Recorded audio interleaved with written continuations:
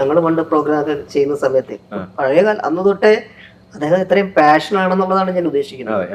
അതായത് body building. ഇപ്പൊ ഞങ്ങളിങ്ങനെ കിടന്നുറങ്ങും കേട്ടാ, ഞാൻ ഉറങ്ങുന്നു, നല്ല ഉറക്കമാണ്, ഞാൻ ചെറുതായിട്ട് സൗണ്ട്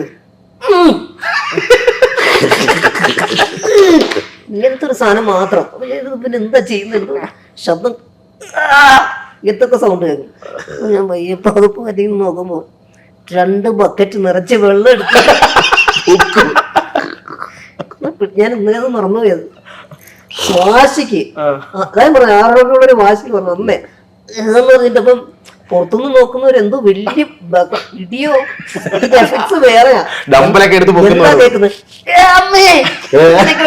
ഭയങ്കര സൗണ്ട്. അല്ല, ഇവന് ജന്മനാ 6 പാക്ക് ഒക്കെ ഉണ്ട്, നമ്മളിത് ഉണ്ടാക്കിയിട്ടുണ്ട്. അല്ല, നമ്മള് ഫ്രെയിമിൽ നിന്ന് പുറത്തു പോരുമല്ലേ.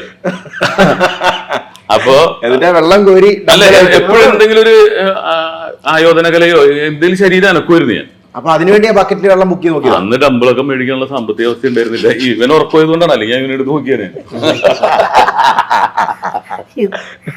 അത് കഴിഞ്ഞ് പിന്നെ ആ പടത്തിന് വേണ്ടിയൊന്നുമല്ല, ഒരു ഇദ്ദേഹം ഇങ്ങനത്തെ കാര്യങ്ങൾ ചെയ്യും എന്നുള്ള ആ സംഭവം കിടക്കുന്നത് ഞാൻ പറഞ്ഞത്. അപ്പൊ ഈ പടത്തിന് അല്ല, ഇതിൽ ഡയറക്ടർ പറഞ്ഞിട്ട് ചേട്ടാ ഒറ്റ ഒരു ഇതുള്ളൂ, പക്ഷെ അതിനു വേണ്ടി ഒന്ന് ബിൽഡ് ചെയ്താൽ നന്നായിരിക്കും, ഇത്തിരി ബൾക്ക് ഇതാകണോന്ന് പറഞ്ഞു.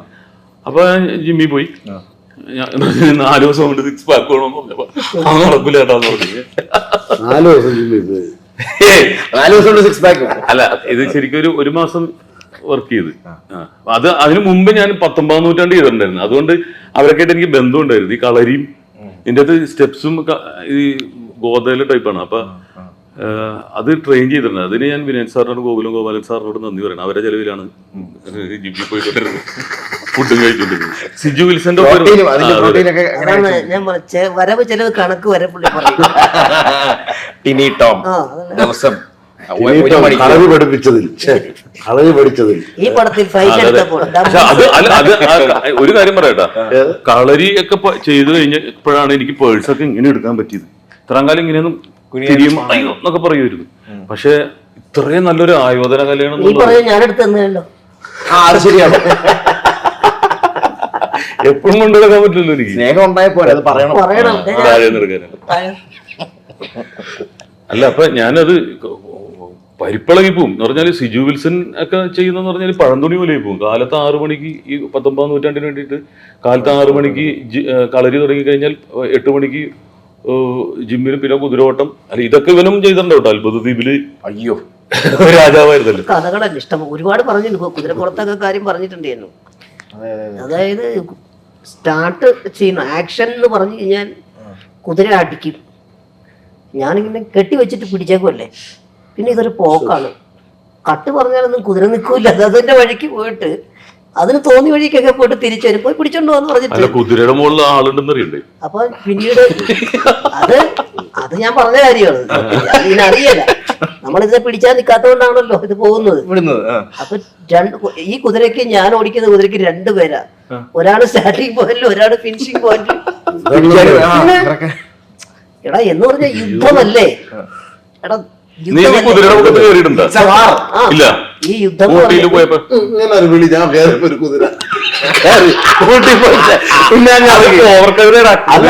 ഞാൻ കയറി ഇരുന്നപ്പോ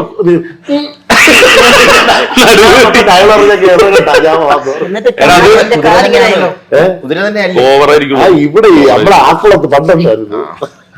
എന്നിട്ട് 2 പേര് സ്റ്റാർട്ടിംഗ് പോയിന്റ് ഫിനിഷിംഗ് പോയിന്റ് ആളുണ്ടാവും. പിന്നെ കാരണം ഇത് അടിച്ച് സ്റ്റാർട്ട് പറഞ്ഞു കഴിഞ്ഞാല് 3-4 കുതിരകളും അതിന്റെ മേളിൽ ആളും കൊണ്ട് പുറകെ കൂടെ ഇവര് എന്നുള്ള ഒച്ചയും വെച്ചിട്ടല്ലേ വരുന്നേ. അപ്പൊ ഇതിനൊരു വിരളിയും കൂടെ ഉണ്ട്. സാധനം വിരളി പിടിച്ചിട്ടായി ഓടുന്നു. അങ്ങനെ അന്നേരം പോട്ടെ, കിട്ടിയാ കിട്ടി എന്നുള്ള രീതിയിൽ. അല്ല, ഇത് കുറെ ദിവസം ട്രെയിൻ ചെയ്താലേ കുതിര പറ്റുള്ളൂ. കാരണം വണ്ടിക്കൊക്കെ കൺട്രോൾ ഇല്ലല്ലോ, അങ്ങ് പോവാ. അതിന് ഇഷ്ടമുണ്ടെങ്കിൽ അങ്ങനെയൊക്കെ ചെയ്തുകൊണ്ടാണ് ഈ റെക്കോർഡിനൊക്കെ പരിഗണിച്ചത്. ചെയ്യേണ്ട കാര്യങ്ങള്, റിസ്ക് പിടിച്ച പല കാര്യങ്ങളും നമ്മൾ ചെയ്യുന്നു എന്നുള്ളത് ആണല്ലോ അവര് നോക്കുമ്പോൾ ഉള്ളൊരു പ്രധാനപ്പെട്ട ഒരു കാര്യം. അതെ, എന്താണെന്നുള്ളത്. ഈ കുതിര ഞാൻ കയറിയിരുന്നപ്പോ കുതിരക്ക് ആളില്ലെന്നും, ഇത് കയറിയിരുന്നപ്പോ കുതിര ഓവർലോഡ്. കാല് കീറി പോകാനുള്ള രീതിയിൽ എന്നെ നോക്കുന്നില്ല കുതിര, ഞാൻ പോയപ്പോ ഇങ്ങനെ ഇങ്ങനെ ഞാൻ പോയാന്ന് നോക്കണം. ആ എക്സ്പീരിയൻസ് അതെ എവിടെയാ ഇവിടെ ഈ പണ്ട് ആക്കുളത്ത് ടൂറിന് അവിടെ കൊണ്ട് വെച്ചേക്കും കുതിര പിടിച്ചോണ്ട് നടക്കുകയുള്ളു. 10 മിനിറ്റ് ഇവിടെ നിന്ന് കേട്ടിട്ട് അയാളുണ്ട് ഫ്രണ്ട് ഉണ്ട്, നമ്മളതിരിക്കണം, ഫോട്ടോ എടുത്തു തരും. ഇങ്ങനെ 50 രൂപ കൊടുക്കണം. കേറി പിടിച്ചിരുത്തും, കേറി അതൊക്കെ ഓവറാണ്. ഇങ്ങനെ കുതിരയല്ലത്, ഞാൻ കുതിരയോട് ക്രോസ് ചെയ്ത സാധനത്തിനാണ്. ആ കുതിരയുടെ പോലെ ഇരിക്കും, പറ്റിച്ചാണ് അവന്. എന്നിട്ട് അവന് തിരിഞ്ഞു പോയി. പിന്നെ നോക്കുന്നു ഞാൻ പോയാന്ന്. നടന്നോ കുതിര പോയോ? ഇല്ല. ജസ്റ്റ് ഇരുന്നപ്പോ എനിക്ക് ഒരു പേടിയായി. എനിക്കത് കണ്ടപ്പോ ആശയ്ക്ക് കൊണ്ട് ഓടിക്കളഞ്ഞ അതല്ല, ഇരുന്നപ്പോഴേ സൗണ്ട് കേട്ടപ്പോ ഇവന് മനസ്സിലായി പന്തികേടാന്ന്. ഞെരിയണ സൗണ്ട് അല്ലേ? പിന്നെ പയ്യെ ഇങ്ങനെ എഴുന്നേറ്റൊക്കെ ആണ് അല്ലേ? ഇല്ല, പിന്നെ ഫോട്ടോ എടുക്കാൻ വേണ്ടി ജസ്റ്റ് ഒരു ഫോട്ടോ എടുത്തു. ഇത് എന്നാ എപ്പോഴാ ഏത് സമയത്ത്? കുറെ നാളായി, ഒത്തിരി നാളായി. അപ്പൊ ഇതിലെ പറയൂ മൂവി 916 ഇതിനകത്ത് പിന്നെ ചേട്ടന്റെ ഒരു സുഹൃത്തായിട്ടാണ് ഒരു ക്യാരക്ടർ. സപ്പോർട്ടർ. സപ്പോർട്ട് കുറച്ചുപേരുണ്ട്, അതിലൊരു സുഹൃത്താണ്. വണ്ടിയൊക്കെ ഓടിച്ച് കൊണ്ടുപോട്ടെ, അങ്ങനെ കൂടെ ഉണ്ട് എപ്പോഴും. ഹരി എന്ന് പറഞ്ഞ ഒരു ക്യാരക്ടർ. അങ്ങനെ ലൊക്കേഷനിലും അങ്ങനെ കൂടെ തന്നെ ആയിരുന്നു. പിന്നെ സംശയം അതൊരു ഫണ്ണായിരിക്കും അല്ലേ? നിങ്ങൾ പ്രത്യേകിച്ച് അടുത്ത് അറിയുന്ന ആൾക്കാർ ലൊക്കേഷനിൽ. അയ്യോ, ഭയങ്കര മിസ്സിംഗ് ആയിരിക്കും അത്. കാരണം എല്ലാ ദിവസവും വൈകിട്ട് പോയിട്ട് ദോശ കഴിക്കുക ഒരുമിച്ച് തന്നെ. ഒരാളൊക്കെ ഇല്ലെങ്കിൽ ഭയങ്കര ഇതായിരിക്കും. നമ്മൾ ഇത്രയും പേരുന്നിട്ട് നാളെ നമുക്ക് ഷൂട്ട് കാണണമെന്ന് പറയുമ്പോൾ ഒരു ചെറിയ വിഷമം വരും. പിറ്റേ കാണാമെങ്കിൽ പോലും അവർ ഇത് വരുമല്ലോ. ആ ഒരു സമയം, ആ ഒരു 30 ദിവസം കടന്നു പോയത് അറിഞ്ഞില്ല. ഭയങ്കര രസമായിരുന്നു, എല്ലാരും തമ്മിൽ ഒരുപാട് ചിരിച്ചു.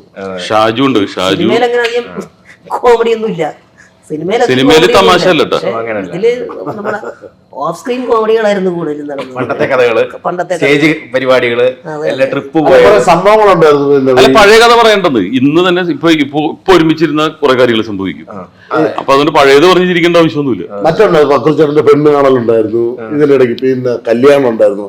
അപ്പൊ മൊത്തത്തിൽ ഈ ആള് കൂടുന്ന മേഖലയായിരുന്നു, മൊത്തത്തില് രസമായിരുന്നു. അങ്ങനെയൊക്കെ വന്നപ്പോ സത്യം. അപ്പൊ ഇത്രയും പേരിരിക്കുന്നു, പെണ്ണ് കാണുന്നു, ഫുഡ് കൊണ്ടുവരുന്നു, ജിലേബി കൊണ്ടുവയ്ക്കുന്നു, ഇതൊക്കെ ഉണ്ടായിരുന്നു. ഇതൊക്കെ ഞങ്ങൾ ആസ്വദിച്ചു. അവന് ഓർമ്മയുള്ള അതൊക്കെ മാത്രം. അല്ല സത്യം, ഇതൊക്കെ ആസ്വദിച്ചു ഞങ്ങള്. എന്ന് പറയുമ്പോ എനിക്കത് എക്സ്പീരിയൻസ് പറഞ്ഞാൽ ഞാൻ പെണ്ണ് കാണാൻ പോയിട്ടില്ല. ഞാൻ അങ്ങനെ അതുകൊണ്ട് എനിക്ക് ഭയങ്കര സന്തോഷമുണ്ട്. എനിക്ക് പെണ്ണ് കാണാൻ പോയത് ഇവനാ. പെണ്ണ് പിന്നെ ഞങ്ങൾ ഒരുമിച്ചായിരുന്നു. സ്വന്തം എന്റെ അപ്പം പറഞ്ഞ് നീ ഒന്ന് സംസാരിച്ചു വരുത്, അവൻ സംസാരിച്ചോളും. ഞാൻ സംസാരിച്ച പണ്ട് ഇറങ്ങിയറില്ല തന്നെയായിരുന്നു. അപ്പൊ കയ്യിൽ നിന്ന് പോവും. അപ്പൊ ബുദ്ധിപൂർവ്വം സംസാരിക്കണോന്നൊക്കെ പറഞ്ഞ് ഇവനെ അത്ര വിശ്വാസമായിരുന്നു. അതെ. വീട്ടിലൊരു അംഗമായിരുന്നു. ഇപ്പോഴും അല്ല, ഇവൻ സംസാരിക്കുമ്പോൾ വീട്ടില് ഇപ്പൊ ഇവിടെ പോലെയല്ല, കുറച്ച് ഏജ്ഡ് ആയിട്ടുള്ള ഭയങ്കര സീരിയസ് ആയിട്ട് സംസാരിക്കാറുള്ളൂ. അവരുടെ രീതിയിലാണ്. അപ്പൊ ഞാൻ പ്രായവും കാലം ഒന്നും നോക്കാണ്ട് സംസാരിക്കുന്ന ആളാണ്. ബഹുമാനമൊന്നും ഇല്ലാന്നല്ല, പക്ഷെ അപ്പന്റെ അടുത്ത് കൂട്ടുകാരന്റെ പോലെ ഇരിക്കും, മകന്റെ അടുത്ത് ചിലപ്പോ അപ്പനെ പോലെ ഇരിക്കും ഞാൻ കാണിക്കുന്നത്. അതിന്റെ ഒരു രീതികൾ ഇവന് എല്ലായിടത്തും കറക്റ്റ് അറിയാം.